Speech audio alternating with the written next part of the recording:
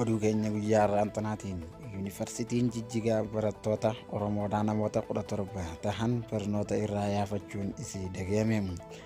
Barattoonni Oromoodhaa kanneen gaafa dhalataan Oromoodhaa Salaaleetti boquun isaa humnoota fannootiin mormi isaa muramu hiriira bahanii turan. Humnoonni fannoodhaa kanneen yuunivarsiitii Jijjigaadhaa keessa jiraatan hoogganaa yuunivarsiitiitiin waliigaluudhaan dhalattoota Oromoo akkaaniif barnoota irraa baasanii dhagahaman. Dhalattoota Oromoo namoota 17 kanneen yuunivarsiitii keessa akka isaan hin baranneef baasanii turan keessaa namoonni 7 barnoota gadi lakkisanii akkaaniif gara mana isaaniitti galanii dhagahaman. Kanneen keessaa immoo namoota 17 qixaata keessanii jechuudhaan yuunivarsiitii keessa akkaaniif daleessisaa jiran oduun gara keessootiin nu dhaqqabee ni mirkaneessa.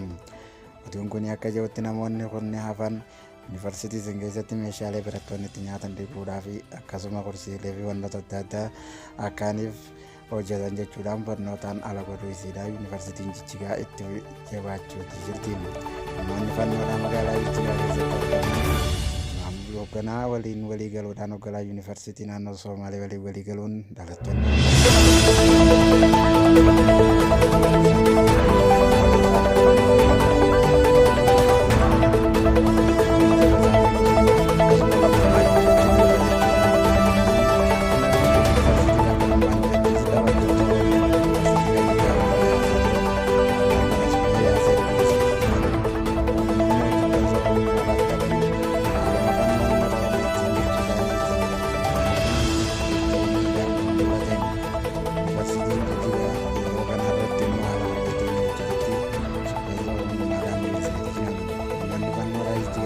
yuunivarsiitii keessatti kan barachaa jiran alaaf keessattis ilmaan Oromoodhaatiif jibbaa qaban haala kanaan mul'isaa jiran.